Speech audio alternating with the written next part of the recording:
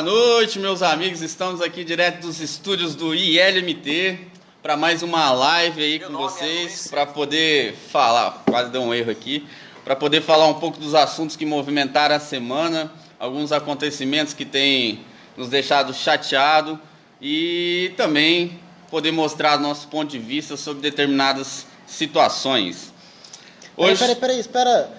Você não viu igual... Canta uma música aí, faz igual o Cogos, cara. Canta uma música aqui enquanto eu compartilho com o pessoal, por favor, cara. Cara, eu não sei cantar. Eu sei cantar as músicas de criança, que meu filho escuta bastante. Não. Pode ficar de boa. Dá um oi aí, já tem um salve. Eu tava falando, você me interrompeu, cara. Mas vamos lá. Hoje a gente vai falar um pouco das nossas pautas. Vamos falar sobre o CPF na nota fiscal, essa medida importantíssima que vai ajudar muito a nossa vida. Vocês vão ver ao longo da nossa live, nossos comentários sobre isso. É uma medida aí do governo. Aconteceu uma situação muito chata também no estado de Tocantins, na cidade de Palmas. Uma idosa lá foi assaltada pelo estado, claro. Vamos falar sobre o Temer e o MBL. Vamos ter uma história sensacional no final da live sobre poupança. Vocês vão ver o quanto é importante a poupança para a economia. E também não podemos deixar de falar sobre Vinícius Poit. Esteve aí essa semana, Partido Novo, falar sobre as candidaturas como estão. O Novo é o partido mais liberal que tem. E a gente precisa divulgar, poder falar dos nossos candidatos. Enfim. Vamos lá? Divulgou aí para a galera? Divulguei. Postei em alguns grupos aí. Bem, se eu esqueci de alguma coisa, ajuda aí, pessoal, a compartilhar. Você se apresentou? Desculpa. Meu nome é Ricardo D'Ambrosio, sou diretor do Instituto Liberal de Mato Grosso. E esse aqui é o nosso... Eu sou o Edgar Bels, sou um dos fundadores do Instituto Liberal de Mato Grosso. Hoje em dia, autodeclarado presidente do Instituto Liberal. Não é merchan, tá, Stacy? É merchan, né? É o símbolo do capitalismo, já que a gente defende... E esse aqui é o nosso repúdio ao Estado. Essa é a nossa homenagem, né? Como a gente se sente em relação ao Estado. Já falou das pautas? Falei. Todas? Sim. Vamos começar lá, então? Pessoal, vamos falando rapidinho e viva a liberdade, grande George. Obrigado aí. Algumas pessoas, Rafael, um abraço. A gente vai falando um tema de cada vez, são 4 pautas, né? 4 ou 5? 4 ou 5 pautas. 5 pautas. Vai comentando, quem quiser comentar, comenta durante a pauta e no final a gente deixa um tema livre aí pra gente debatendo assuntos gerais. Responder perguntas, qualquer coisa. Então, primeira pauta. Vamos lá, então. CPF na nota fiscal. Hoje, inclusive, teve sorteio. Você viu que teve sorteio da nota? Sorteio ao vivo, vai lá e faz um evento. Isso, cara. É uma forma muito legal de dar dinheiro para as pessoas. Pena que o dinheiro não é deles. O que é essa questão do CPF na nota? Eu até publiquei hoje sobre isso e deu algum debatezinho, alguma conversa. É um programa do governo do estado de Mato Grosso. Gastaram lá uns milhões para divulgar essa campanha. Se o governo está investindo em algo, fica esperto, né? Se o governo está trabalhando com muito afinco e com muita vontade em algo, cuidado com o seu bolso, né? Olhe bem para sua carteira. Se tem uma coisa que o Estado é bom, cara, é em criar medidas e soluções para tomar o seu dinheiro. Então fica esperto. Você pode olhar lá, até o Mauro Mendes, todo mês ele declara lá no Facebook dele, na página dele, os gastos, as receitas, quanto que entrou de dinheiro, aonde que foi gasto. O que menos se gasta é com investimento, né? Lógico que o maior é a folha de pagamento, está estourado, a lei de responsabilidade fiscal.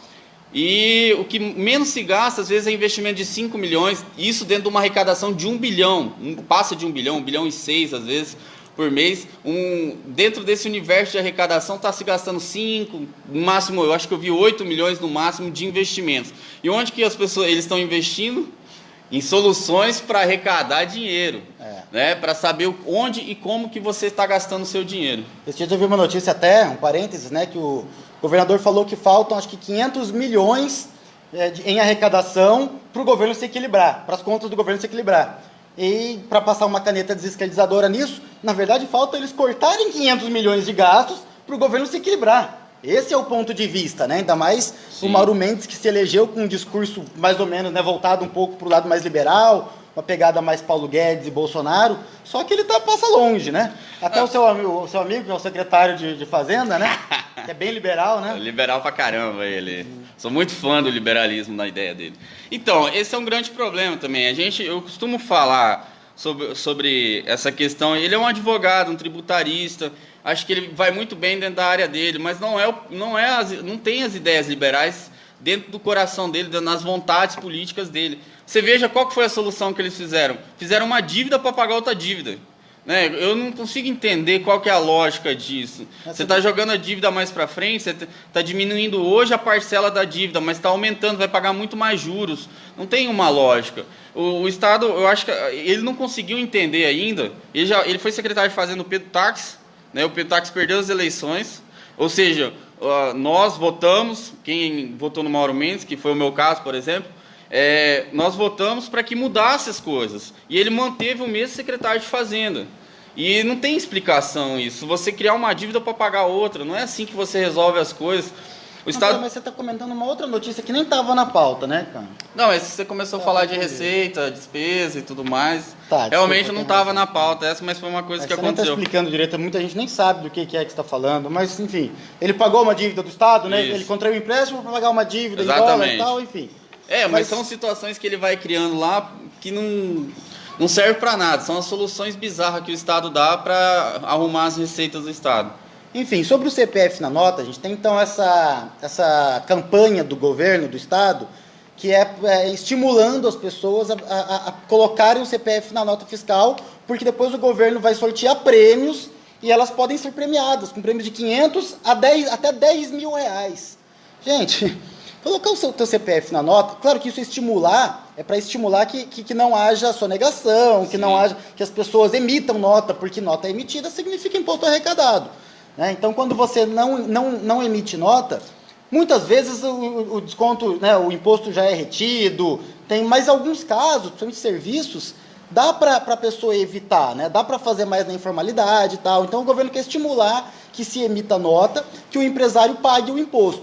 Quanto mais imposto o empresário pagar, menos dinheiro ele tem para investir, para contratar máquinas ou equipamentos que melhorem a produtividade ou para contratar mais pessoas. Tá? E quanto maior o imposto, todo imposto é embutido no preço de um produto. Quem paga o imposto é o próprio consumidor. Então, quanto mais as pessoas pedirem CPF na nota e mais imposto for gerado, mais caro tendem a ficar os produtos. Tá? E esses prêmios que o governo sorteia, de 500 a 10 mil reais, é pago com o nosso próprio dinheiro. Né? A gente paga imposto. Não atravessa na minha frente, não, cara. Foi mal. O pessoal, a gente paga mais imposto e desse dinheiro que a gente paga mais, eles arrecadam mais. E daí sorteiam para alguma coisa voltar para você. Tá nessa moda a medida do cashback, mas uma coisa é o cashback na iniciativa privada, para as pessoas terem a percepção de que elas vão ganhar algo na hora que consomem. Outra coisa é o Estado tentando tomar mais dinheiro para a gente, dinheiro que vai para políticos e burocratas. A gente sabe que o Estado nada produz, ele não tem estímulos, como ele não está sujeito à oferta e demanda, nem a um sistema de lucros e prejuízos, o Estado não sabe onde investir, onde alocar recursos de forma racional. Então, é fria, é golpe. Esse negócio de CPF na nota é golpe, cuidado, evitem, que está rindo. É golpe, mano. É golpe. Muito petista isso, cara. É golpe. Mas, as pessoas até vi alguns comentários na publicação falando, mas é pouquinho e tal. Cara, de pouquinho em pouquinho, a galinha enche o papo. Esperto. Não é pouquinho, não. Isso tem um custo. Um amigo perguntou, mas se não tiver o CPF, se não tiver imposto, como é que o Estado vai investir em infraestrutura e tal? Bem, não precisa nem falar, né? Mas se tiver algum leigo, algum não liberal ou não libertário, quem tem que investir em infraestrutura é a iniciativa privada. O Estado não sabe no que investir. Quando o Estado investe em estrutura, nós todos pagamos. Quando a iniciativa privada investe em estrutura, só paga por aquilo quem se interessar por aquilo. E viva a liberdade. Né? Quem quer usar, usa. Quem não quer, não paga, não financia aquilo. Sim. É assim que o mercado funciona. Exatamente. Alguma coisa aí? Ninguém comentou sobre o CPF na nota, então é sinal de que todo mundo concorda. Estava em 11, agora caiu para 6. Pois é, então tá chato pra caramba. Vamos para a próxima pauta para ver se sobe igual aqui. Vamos. Aconteceu uma situação muito sinistra. Aliás, é uma normalidade, não é sinistra. Isso acontece no Brasil inteiro. Mas me estranha isso ter acontecido durante a MP, já depois da MP da Liberdade Econômica, né? Parece que ainda não se tocaram, ainda, os agentes estatais ainda não se tocaram dessa situação. Na cidade de Palmas, no estado de Tocantins, a dona Raimunda Ramalho, uma idosa, mãe de 5 filhos, e sustentava esses 5 filhos com uma renda menor do que um salário, enquanto ela vendia os lanches dela em praça pública, né, como uma ambulante, os agentes públicos, fiscais vieram, deram, parece que 5 minutos, né, para que ela recolhesse tudo e fosse embora. Ela não conseguiu fazer isso no período de 5 minutos e eles tomaram tudo. Quando ela chegou na prefeitura para reaver as suas coisas, eles falaram, é assim, é a lei. É a lei, né? É a lei. Temos que cumprir a lei. É a lei. Né? Então, esse negócio... Assim, ainda para lembrar, diz que ela tinha autorização, parece que ela é MEI, ela tinha o alvará, só que o alvará dela era de ambulante. Ou seja, ambulante pressupõe que ela tinha que ficar andando. Ela não podia ficar parada. Então ela argumentou que como o caixote dela, as coisas eram um pouco pesadas, ela é uma senhora, né? Enfim. Então ela ficava parada, ela colocava no chão, acho que colocava em alguma bancadinha, assim, e ficava ali parado, vendendo os bens dela. E chega o fiscal, não quer nem saber. Esse negócio de a lei é aquela coisa que já virou até clichê, né, no meio liberal, mas o nazismo era lei, a escravidão era lei. O direito de ter escravos era regulamentado em lei. Pense nisso. A caça aos judeus era lei. Era lei. Denunciava, você era premiado por denunciar onde que tinha um judeu na Alemanha nazista. A gente tem que tomar muito cuidado com isso, porque a gente tem que ver a natureza da lei. Todo mundo tem certeza absoluta que muitos políticos são corruptos, são bandidos. A gente tem, e isso se vem desde lá de trás, desde quando o Brasil foi fundado, desde o início da história, desde o Império Romano, desde tudo. Políticos, a maioria deles não prestam, são bandidos, eles estão lá por interesses próprios.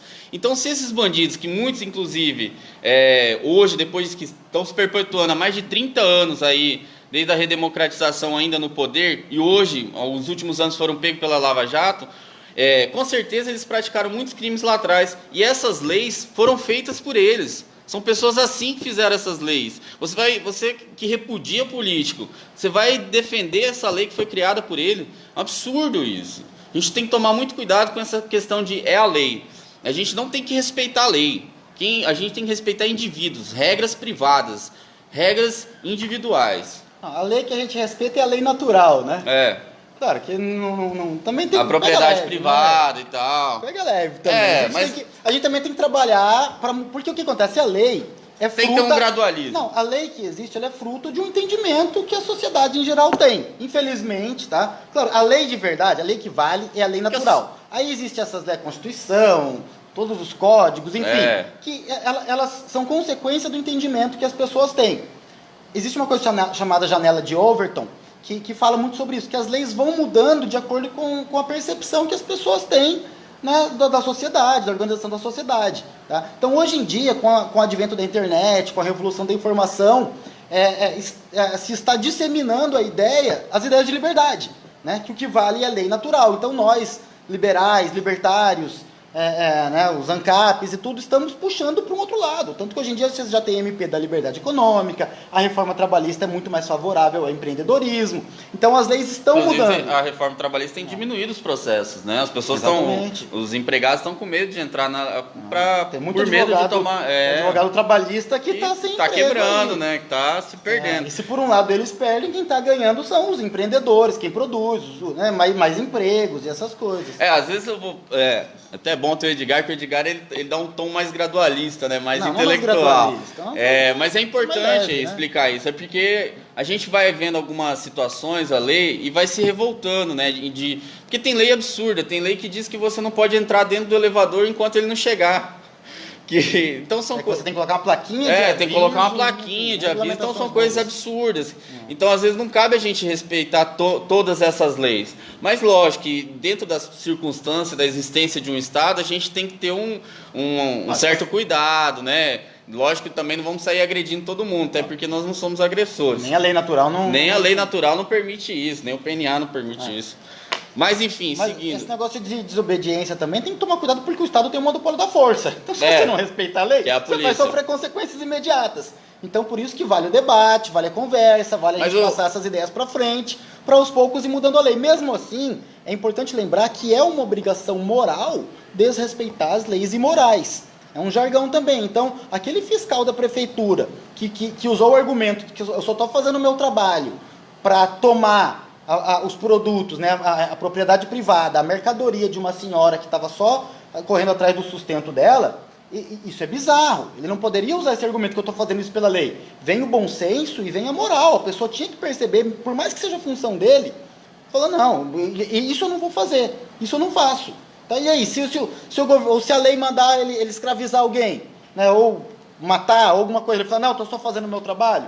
Não, ele tem a obrigação moral de desrespeitar as leis imorais e as ordens imorais. Do fiscal, né? Claro que ele também deve estar defendendo o trabalho dele. O trabalho dele, o ganho dele. Mas eu acho que assim, o fiscal ele poderia ser um pouco mais parceiro da iniciativa privada. Pelo menos ter aquele respeito, pelo menos ele respeitar quem paga o salário dele, bem dizer é isso. Sabe, porque mesmo a ambulante, não é que ela não paga imposto, para ela comprar, ela está pagando o imposto sobre o consumo dela. E para vender, enfim, tudo ela paga, na passagem de ônibus que ela pega, então ela paga imposto, não é porque ele não é retido na fonte, na renda dela, que ela não está pagando, então ela paga sim, mas eu acho que o fiscal ele tem que ser mais parceiro, entendeu? Ele não pode chegar e tomar, acho que o Estado nunca pode tomar alguma coisa de alguém, entendeu? Ele, talvez dentro dessas circunstâncias de lei, de tudo mais, notificar, explicar, falar, buscar uma solução, falar, olha, então já que o seu alvará não é para você ficar andando, então vamos ver outro para você poder ficar parada, alguma solução assim, sabe, com educação, com respeito ao indivíduo, respeito à propriedade privada, e não chegar e tomar e, enfim, muitas vezes até fazer maldade, né, prender a pessoa. Acho que tem que se ter a gente também tem que ter um certo respeito com alguma legislação, mas acho que os agentes do Estado também têm que respeitar o indivíduo, a propriedade privada, e esse respeito não é recíproco. Só um comentário, assim, ainda sobre esse assunto, é aquela coisa, o Estado, ele asfixia a economia, ele cria tantas regras, tanta regulamentação, tantos impostos, ele asfixia, a ponto de que só alguns poucos conseguem operar no mercado. Então ele empurra as pessoas, principalmente as pessoas com menos condições, ele empurra essas pessoas para a informalidade. Uma vez na informalidade, o Estado criminaliza essas pessoas. Isso. E daí vai lá e toma a propriedade e a liberdade dessas pessoas. Tá? Por isso que o Estado ele acaba sendo bizarro, imoral e antiético por si só, por natureza. O Rafael Lima fez hoje um vídeo muito bom sobre esse assunto, né, sobre essas questões tributárias e como que essas questões tributárias atrapalham a economia.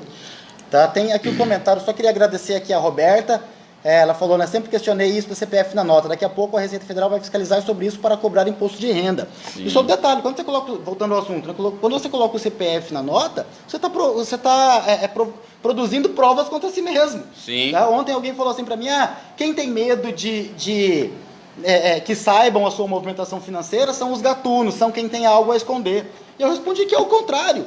Todo gatuno ou todo ladrão adoraria saber sobre a movimentação financeira de suas vítimas. Então, se o Estado quer tomar nosso dinheiro, a melhor coisa para ele é saber quanto que cada um opera, quanto cada um movimenta, quanto que cada um tem na conta corrente. Né? Então, nós temos o direito à privacidade até para nos protegermos de agressores, né? de entes agressores como o Estado. Agora vamos voltar de novo, ver como que nós estamos ecléticos hoje.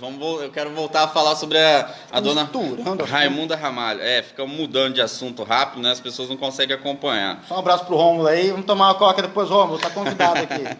Mas enfim, quanto à questão da dona Raimunda, essa questão que o Edgar falou um pouco anteriormente, de o Estado asfixiar as pessoas e elas buscarem informalidade, isso acontece na maioria das vezes com pessoas pobres. Então o Estado está tomando de pessoas pobres. Você que acha que o Estado ele é amiguinho, que ele quer ajudar as pessoas pobres, olha o que ele faz com as pessoas pobres. Não é assim. O Estado ele criminaliza aquela pessoa que está querendo trabalhar, que está querendo produzir, mas ela não consegue produzir dentro da legalidade. Até o Rafael usou uma frase hoje bonita, esqueci, vou ter que procurar aqui, mas complicação tributária é o meio do Estado se manter. Peraí, vamos procurar aqui. Enquanto você procura, um abraço para o Igor também. O Igor está falando que a única regra moral existente são os direitos à vida, à liberdade e à propriedade privada. Exatamente, que a gente falou agora há pouco, a lei natural, né? Para se tem alguém também novo aí, o que é a lei natural? Né? Os direitos naturais, até definidos por John Locke, né, ou tornados mais famosos por John Locke, são os direitos à vida, à liberdade e propriedade privada, também conhecido como direitos negativos. Por que direitos negativos? Porque são aqueles direitos que você não precisa que ninguém te conceda. Você já nasce com ele. Todos os outros direitos, né, ou a maioria dos outros direitos, são direitos positivos. né? Ou seja, você precisa que alguém te conceda assistência médica, ensino, proteção policial, moradia, transporte. A Constituição garante isso como direito, mas são direitos que você precisa que alguém te conceda, alguém tem que trabalhar para te conceder esses serviços. Né? Quando o Estado promete isso como um direito, o que o Estado e o Estado não produz nada, o Estado não sabe da proteção, ensinar nada para ninguém. O que o Estado está te prometendo? Olha, eu vou contratar alguém para dar esse serviço para você. E de onde que vem esse dinheiro? De vocês mesmos. Eu tomo o seu dinheiro para contratar alguém para prestar o serviço para você. Então, por isso que ele é irracional. Primeiro, ele é antiético, tá? Porque ele parte de uma agressão, porque ele toma o nosso dinheiro para nos dar um serviço que a gente não solicitou. E segundo, que ele é irracional e pouco útil, né? Não faz sentido isso, porque nós é que temos que escolher aquilo que a gente quer. Então, os direitos naturais são vida, liberdade e propriedade privada. Vida, porque, claro, se você está vivo, você tem direito que não te matem. A liberdade, porque se você está vivo, você raciocina, né? Você tem direito a se expressar e a agir e a buscar a sua felicidade, né? E a tua propriedade privada, que é o fruto do seu trabalho. Das suas conquistas. Das suas conquistas, da sua ação sobre a natureza, sobre o espaço e sobre o tempo. Isso. Então, isso é seu direito natural, direito negativo, e essa é a lei natural que nós, liberais e libertários, defendemos. Isso. Né? A frase que o Rafael Lima usou para definir essa situação complexa de tributos, de regras, que acabam enforcando a iniciativa privada e as pessoas que querem produzir, ele usou a seguinte frase: complexidade tributária é instrumento de controle político. E é isso que o Estado faz, entendeu? Uma frase linda do Rafael Lima. Rafael Lima, do Ideias Radicais. Quem não segue, por favor, procura no YouTube Ideias Radicais. Um abraço também para o José Carlos. Concordo, José Carlos, aí. Quanto maior o Estado, menor o cidadão. Exato. O que mais? Rapaz, agora a gente tem acho que eu vou dar uma invertida aqui nas nossas pautas. Vamos continuar falando de coisas que dá para falar legal. Coisas úteis. Vamos falar aqui sobre Partido Novo, candidaturas, e a semana a gente teve aqui em Cuiabá a visita do Vinícius Poit. Eu não pude ir porque eu tive outros compromissos, como jogar bola, mas o Edgar foi. Quero que você me fale como que foi. Não, eu não fui. Você não foi? Não fui, não Você consegui. faltou futebol, falou que ia. Eu falei que ia, mas não fui também. Tinha serviço, cara, a gente... Iniciativa privada, profissional liberal. Por que você não me falou antes para me colocar na pauta? Não, mas eu conversei com a gente com o pessoal, conversei com o pessoal, conversei bastante com o Júnior Macanhã, falei com a Milene, enfim, o pessoal falou que foi sensacional. O Vinícius Poit falou sobre burocracia, sobre como que o Estado consegue atrapalhar. O Vinícius Poit, ele é um empreendedor também, ele tem uma empresa grande. Tá? Ele não é um cara, ele entrou para a política por indignação, pelo tanto que o Estado asfixiava a empresa dele, e hoje o forte dele é essa luta contra a burocracia. Ele falou de liberdade econômica, da MP da liberdade econômica, enfim, tava um pessoal, o auditório estava lotado ontem, o pessoal elogiou bastante. Mas sobre o Partido Novo a gente ia falar das candidaturas. Né? Também sobre as candidaturas, né? Tá tendo processo seletivo para candidatos do Partido Novo. Quem quiser se filiar e participar, enfim, a gente está aberto. O Edgar deu uma brecha aqui para a gente falar sobre o seguinte: o Vinícius Poit, ele era um empresário indignado. Todo empresário empreendedor, geralmente, ele é indignado com o Estado, pelo tanto de imposto que ele paga. Então, se você tem essa mesma opinião, não tem tanto conhecimento sobre ideias de liberdade, sobre liberalismo e sobre essas loucuras que a gente fala sobre libertarianismo, mas que tem muita verdade, dá uma passadinha no Partido Novo, fica lá no centro, em frente ao Jerônimo West Music, e conversa com o pessoal lá. Vamos divulgar, vamos entrar, conversar com os funcionários da empresa. A gente precisa de funcionário da empresa? Os funcionários da empresa, do cara, do empresário, do empreendedor, divulgar as ideias. A gente precisa de filiados, a gente precisa crescer o partido, porque de fato é um partido bom, um partido liberal. Mas enfim, é isso. Candidaturas. Sobre as candidaturas, está rolando o processo seletivo, tá? Ainda não acabou o processo seletivo de prefeito, vai acabar dia 15 de outubro. Até lá estão abertas as inscrições para possíveis candidatos a prefeito. O Novo teve 6 inscritos, dos quais... Eu não sei se eu posso falar isso, mas eu vou falar. Não sou bom para guardar segredo, não sei até que ponto que está público, mas enfim. Teve alguns que já foram eliminados na primeira fase e sobraram 2 caras, 2 empresários fortes, 2 caras muito bons, tá? Que não está definido ainda que vai ficar entre esses 2. Um abraço aí pro Dr. Liberati. não está definido ainda, mas são 2 candidatos muito fortes, que os 2 já representariam muito legal, são caras bons de verdade, mas o processo seletivo para prefeito ainda vai até dia 15 de outubro, então podem aparecer novos nomes ainda. Anteontem saiu o processo seletivo para vereador, tá? Não sei se já se inscreveram, não sei quantas pessoas que já se inscreveram, mas também o Novo tem uma meta aí de ter mais de 30 candidatos a vereador, difícil de chegar, principalmente pelas cotas, cota de mulheres. São uma armadilha, né, cara? A cota de mulheres é uma coisa bizarra, porque, assim... As mulheres não querem, praticamente, assim, até tem interesse de debate. Minha mulher desce além em mim quando a gente vai debater política, ela é muito entendida, mas você não vê que ela não tem aquela vontade. É difícil você encontrar mulheres que têm. A gente tem empresárias no Novo, tem pessoas muito boas, mas é difícil, cara. E quanto mais candidatos você tiver, mais chance você tem de eleger, né? Então, vocês forem empresários, for mulher, for empreendedora, se não for também, se for ambulante, qualquer coisa, mas se você tiver vontade de se candidatar, fazer alguma coisa diferente, vamos vir para o Partido Novo, vamos conhecer as ideias.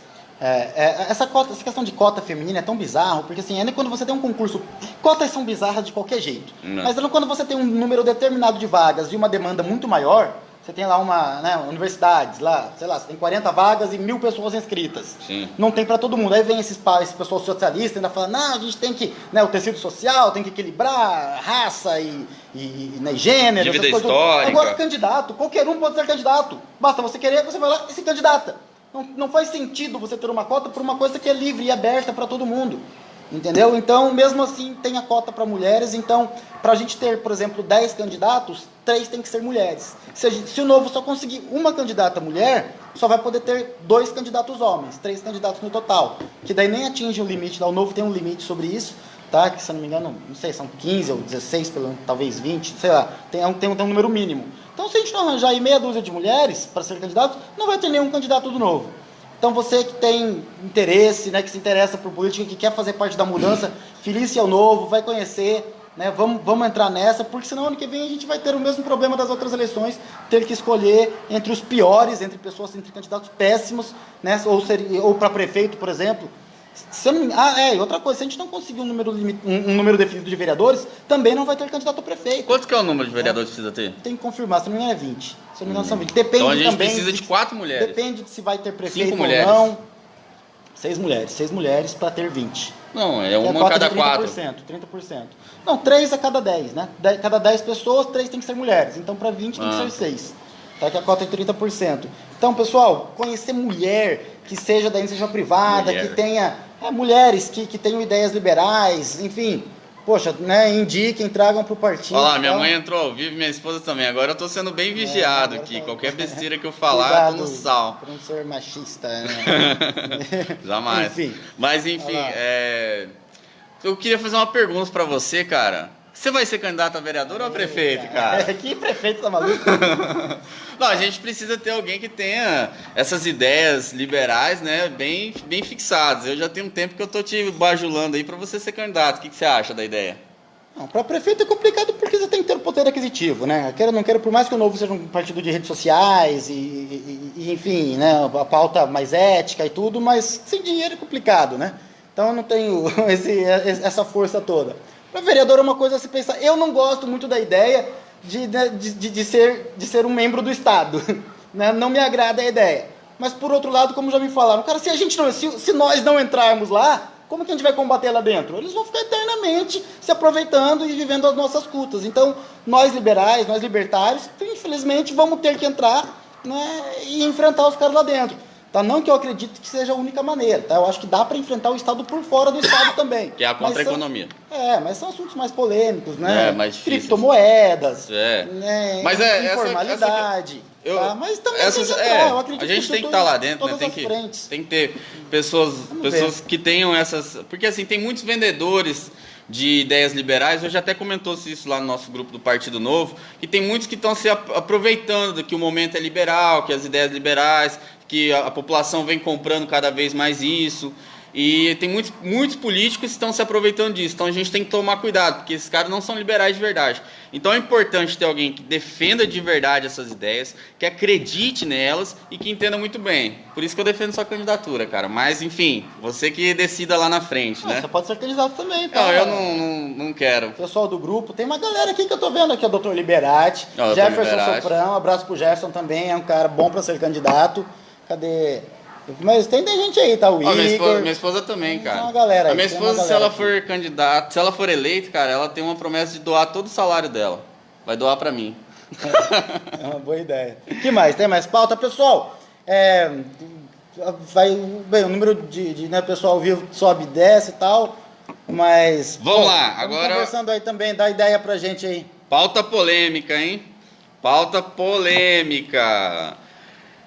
Rapaz, Não foi ideia minha isso aí. Ricardo que colocou na pauta, agora você fale dessa pauta aí. Olha, eu fico pensando assim... Eu evito esse assunto. Como que um ex-presidente, né, um homem inteligentíssimo, tal, para mim um dos melhores presidentes que esses 130 anos de república nós já tivemos, constitucionalista, um doutor, um homem sensacional, que é o Michel Temer, como que ele aceita ir num evento do MBL? Eu tô indignado com isso, cara, não tem lógica uma coisa dessas. Para contextualizar, gente, o MBL vai fazer o encontro nacional, né? Então vai estar Renan Santos, Kim Kataguiri, o Arthur Duval, Fernando Holliday, né? Os grandes nomes nacionais do MBL. E eles deixa eu fazer a defesa até o ponto que dá para defender. Não é a primeira vez, todo ano eles convidam os presidentes, porque o argumento é assim, não adianta você convidar só liberais e falar para convertidos e ter aquele debate que todo mundo concorda. Daí um debate sem sal. Então eles trazem pessoas, até Dilma foi convidado, Collor, Sarney, todos os ex-presidentes vivos foram convidados para que haja um debate do liberalismo contra o esquerdismo, né, contra, enfim, o autoritarismo, contra todos os ismos, coronelismo, né, que é o do Sarney. Mas enfim, eu também ao mesmo tempo, cara, então o MBL esses dias estava com uma ideia de que tem gente boa, bem intencionada na esquerda. Não sei quem. O inferno tá cheio de gente boa. Mas então chame esses que eles consideram bem intencionados. Você acha que a Dilma é bem intencionada? Você acha que Temer é bem intencionado? Cara, não tem boa intenção nenhuma, entendeu? Então, bem, eu não gosto da ideia também. O Ricardo gosta muito menos do que eu. Não, eu acho assim... Alguém gosta? Eu acho que o MBL... meia dúzia que tá online. Eu acho que o MBL ele foi muito importante no processo de impeachment. Eu acho que ele nasceu como um movimento muito legal, muito bom. Eu cheguei a fazer parte, fui um dos coordenadores aqui no estado. O Edgar também foi muito mais ativo, inclusive foi quem me convidou, ele e o Rafael na época. Mas eu acho que chegou no momento que eles começaram a se perder, entendeu? Eles começaram a aceitar algumas ideias progressistas, eles entraram no Estado, né? Como eu falei daquela questão de que a gente tem que ter gente realmente liberal lá dentro, eles venderam um pouco essa ideia e começaram a entrar lá e começaram a se não vou dizer assim apropriar, mas se aproveitar de algumas ideias e, enfim, começaram a se perder, começaram a ficar populistas. A gente até teve uma situação hoje, e cômica, de que um dos membros, deputado pelo MBL, ele estava apagando incêndio. Lógico que é uma causa importante e tudo mais, mas é um pouco populista, né? Vamos ser bem sinceros. Não, mas o Ulisses está fazendo um bom trabalho. Eu gosto. Eu não ele acho apresentou bons projetos, alguns projetos meio ruins, mas a maioria foi bom. Tá? O projeto de corte da VI em 50% foi um ótimo projeto, infelizmente não foi aprovado, né? Que não ia ser. Lá. Ontem ele teve uma briga feia e braba, porque o pessoal estava querendo aprovar mais aumentos para alguns funcionários de empresas públicas, e ele lutou de maneira muito firme. Então, mas é isso que eu acho que falta a raiz do MBL, onde nasceu. Se eles tivessem de forma...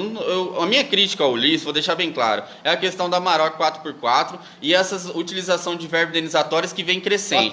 Ó treta. Mas enfim, eu acho que ele não precisaria disso. Mas... não estou dizendo que o mandato dele é ruim. Ele apresentou alguns projetos ruins, igual aquela lista por causa de ligação e tal, uma bosta. Mas enfim. Para usar o Procon. Né? Para usar o Procon, enfim. Ele não tem aquela. O Ulisses sempre foi um legalista, né? E ele vem aprendendo ideias de liberdade, mas ainda falta muito. Mas eu acho que se eles tivessem uma organização, se eles ainda tivessem aquela sintonia do começo, eles teriam organizado, juntado a galera, mantido a galera firme e estariam lá, teriam levado gente para encher aquelas tribunas lá e pressionar os deputados. Que é muito disso, muitas vezes alguns membros, alguns políticos, alguns deputados, vereadores do Partido Novo fizeram e conseguiram reverter situações. E eles não fazem. Os assessores do Ulisses, os membros do MBL, eles ficam o dia inteiro em grupos de WhatsApp e Facebook brigando, questionando, debatendo, gente que está querendo fazer críticas construtivas, gente que ainda acredita no Ulisses, gente que ainda acredita em vários membros do Kim, o Holly e tudo mais. Eles ficam aí defendendo essas questões que é absurda, que perdeu completamente o norte do MBL, que não é isso o MBL. Mas, enfim... Ao mesmo tempo, eles são... É o que a gente tem de liberal lá dentro. O Ulisses tem feito, eu acho que, majoritariamente, um ótimo trabalho na medida do possível. Não, 80% é bom. Eu queria mandar um abraço, porque são nossos amigos, a gente tem algumas discussões, algumas... Embates ferrenhos. Eu acho legal que, por mais que eles discutam no grupo com a gente, pelo menos eles estão lá, estão dando a cara a tapa, estão argumentando. Eles poderiam simplesmente ignorar, tem lá mas poderiam aceitar mais ideias, aceitar mais críticas e organizar melhor essas questões. Mas estão discutindo, não, sim, beleza. Então, eles discutem, entendeu? Então, mandar um abraço também pro Rafael, pro Heitor, pro Lucas, pro Ulisses, enfim, pro Daniel, pro pessoal do MBL. Que, tem o AS lá agora. Aquela coisa, a gente tem as nossas discussões aqui dentro do movimento liberal, mas... Contra a esquerda, tamo junto, entendeu? Meu Deus, abraçado. Exatamente. O importante Mas enfim, a gente. Eu sempre falo, o preço da liberdade é eterna vigilância. Isso é importante. Claro, a gente tem que estar em cima, a gente tem que estar cobrando. Mesmo eles. O Ulisses é o nosso representante e a gente tem a obrigação também de manter ele na rédea, de cobrar dele, de não deixar ele derrapar. Até porque se a gente for deixando, daqui a pouco ele. Mas enfim. O Nicolas aqui, eu queria comentar do Nicolas, né, da Coca-Cola, né, ele está falando das blitz, né, então tá cheio de blitz na cidade, então mandar um elogio também para a Polícia Militar, que está cuidando aí da galera, né, que está fazendo um bom trabalho. Então, avisar o pessoal que tem blitz hoje na cidade toda, parabéns aí para a Polícia Militar, que está cuidando aí do pessoal. Né? Então, revertendo muito bem nossos impostos, o dinheiro que a gente paga. Não bebam. Até diminuiu o tanto de visualizações lá depois quando você começou a dar. Tem mais coisa? Vamos lá então, cara. Queria finalizar. Hoje eu ouvi uma história muito legal. Tem muito keynesiano, cara. Pra quem não sabe, Keynes foi um economista. Teve os maiores embates com Milton Friedman no século passado.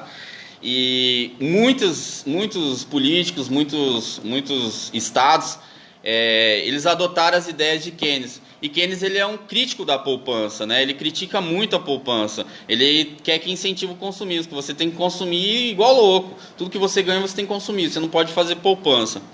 É basicamente isso. Mas aí eu queria encerrar porque hoje eu ouvi uma história muito didática e muito interessante, uma associação que foi feita. E gostaria que você contasse essa história que você ouviu, que você sabe também, que é sobre a poupança. Quanto ela é importante. O keynesianismo hoje, ele é o que pauta a economia, os cursos de economia mainstream. Né? Os economistas... Unicamp, USP... A maioria dos economistas hoje em dia seguem os ensinamentos de Keynes primariamente. Né? Que basicamente é aquela coisa, ele acha que o Estado é o indutor da economia, que o Estado é que tem que gastar mais para poder injetar mais dinheiro na economia, para as pessoas consumirem mais e isso gerar mais produção. Enfim, uma ideia que já foi refutada pelos economistas da escola austríaca, a escola austríaca é a escola que a gente se baseia, né? Que os liberais de hoje em dia, principalmente os libertários, se baseiam na escola austríaca. A gente começou essa semana um grupo de estudos do pessoal do Partido Novo. Aliás, foi muito legal, queria mandar um abraço também para a Milene, que é idealizadora, o Paulo Henrique Grando também, que está ajudando lá a explicar para a galera as ideias de liberdade econômica, e eu também estou fazendo parte da organização, e foi o Paulo Henrique Grando que falou sobre isso. A gente entrou nesse assunto da poupança, né? Porque muita gente acha que quando existe um acúmulo de capital e o empreendedor guarda aquele capital, eles acham que é um dinheiro que está parado na economia. Eles acham que quanto mais dinheiro estiver movimentando na economia, mais a economia vai girar. E isso não é verdade. Primeiro porque quando você poupa, o teu dinheiro vai para o banco. O banco não fica com aquele dinheiro guardado lá. Tanto é que o banco te paga para guardar o seu dinheiro. Porque o que ele faz? Ele pega o seu dinheiro e empresta para outra pessoa, a uma taxa de juros também maior. Quanto mais dinheiro for poupado, ou seja, quanto mais dinheiro tiver nos bancos, maior é a oferta daquele produto, maior a oferta de dinheiro. Então, os juros tendem a cair. Né? As pessoas que tomam aquele empréstimo vão investir, vão contratar maquinários, ou seja, vão contratar a produção de alguém, ou vão contratar funcionários, vão investir também. A economia continua girando. Mas qual que é a grande sacada da poupança que o Paulo Henrique Grando aprendeu lá com o pessoal do Instituto Mises Brasil e explicou pra gente? Imagine Robinson Crusoe. Para quem não sabe, Robinson Crusoe, né, é uma história de ficção sobre um náufrago que ficou muito tempo numa ilha deserta. Robinson Crusoe, então, nessa ilha, ele tinha a capacidade de pescar 3 peixes por dia. Tá? Ele trabalhando o dia inteiro, ele conseguia pescar 3 peixes. E esses peixes eram suficientes para 3 refeições diárias dele, para café da manhã, para almoço e janta. E ele, durante todos os dias, ele ficava pescando 3 peixes e consumindo aqueles 3 peixes. Um dia ele teve uma ideia de fazer uma rede para conseguir pescar mais peixes. Só que ele não tinha tempo para construir a rede, porque ele precisava pescar para se alimentar. Então, qual foi a ideia que ele teve? Ficar alguns dias se alimentando menos, tá? Para poupar e ter tempo sobrando.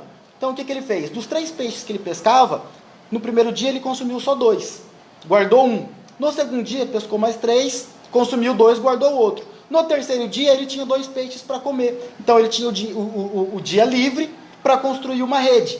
Com aquela rede, ele conseguiria pescar mais peixes. Então, a partir do 4º dia, ele usava a rede, ele gastava muito mais tempo para pescar os 3 peixes e sobrava tempo para ele construir cabana, enfim, para ele melhorar a condição de vida dele.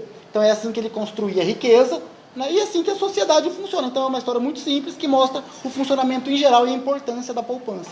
Sensacional, gente. Eu vi essa história e eu quase chorei, velho. É uma associação, mas a gente tem que ver que é uma associação didática muito simples. Quando você começa a entender as ideias de liberdade, você começa a desenvolver isso. E é importante a poupança. A poupança é fundamental para a diminuição de juros, para melhorar tudo, né? Não tem que ter o Banco Central lá controlando a taxa de juros. Mas enfim, essa foi nossa live. Vamos ver se tem alguma pergunta aí, alguém questionando alguma coisa, fazendo alguma crítica. Não, tá todo mundo quieto. Esse que é o ruim de público. Vamos ver se tem no grupo do WhatsApp. Todo mundo depois a galera vai comentar lá, vamos ver. Todo mundo concordando, enfim. Pessoal, a gente já tinha feito uma live dessa acho que mês passado, né? Vamos tentar fazer mais, vamos tentar colocar pessoas diferentes aqui para não enjoarem da nossa cara também. Esse vídeo vai pro nosso canal no YouTube, tá? Tem o canal do ILMT no YouTube, do Instituto Liberal de Mato Grosso, então procura lá, ILMT, Instituto Liberal de Mato Grosso. Tá? Vai estar no YouTube também, a gente vai pegar esse vídeo e vai colocar lá. Sigam a gente no Facebook, quem está aqui é porque já segue, provavelmente. Tem o Instagram também, é ilmt.br, né? Até a Carol que alimenta o Instagram, tá meio parado, mas quando ela lembra, ela posta lá. Tá? Então, agradecer aí o pessoal que assistiu, que teve essa paciência, o pessoal que comentou também, um abraço pro Charles. Quem vai assistir depois também, de noite, de madrugada. Também, um abraço. O nosso estúdio, acho que, né, padrão Bolsonaro durante a campanha, né, cara, aquela estrutura, a gente, né, não tem, nenhum de nós é profissional em produção de vídeo, nem em edição. A gente é um pouco atrapalhado também, você vê que a gente fica se corrigindo, brigando um pouquinho também, mas é assim, ninguém concorda com tudo, com todo mundo, mas a gente vai tentando expor nossas opiniões e, enfim, cada vez mais poder trazer o nosso ponto de vista liberal, ponto de vista do Instituto Liberal para vocês. Só queria falar uma coisa, eu gosto quando cantam vitória antes da hora, cara. O que eu mais gosto quando o cara fala, já ganhou, 3-0. Vamos ver, tá? Eu sou de esperar, tá? Pra quem não sabe, o Edgar, ele é atleticano. Né? E, assim, a torcida do Atlético Paranaense, ela é muito grande aqui em Cuiabá, né? Tem o Edgar e mais 2 pessoas. Não pode dar pauta, tá? Mas queria dar um abraço, de vídeo. Abraço pro Alas, um abraço pro Johnny também. Essa parte vai ser cortada. Mentira, porque a gente nem sabe. Porque a gente nem sabe cortar. O nosso editor de vídeo não trabalha mais pra nós. Vamos ver. Enfim, galera, obrigado aí. Um abraço para todo mundo. Um abraço minha mãe. Até minha mãe tá nos assistindo. Pessoal de Querência, um grande abraço. Minha terra natal. Eu sou querenciano e eu sou apaixonado. Chega. Deixa eu mandar um abraço a todo mundo aí. Um abraço minha mãe, minha esposa, meu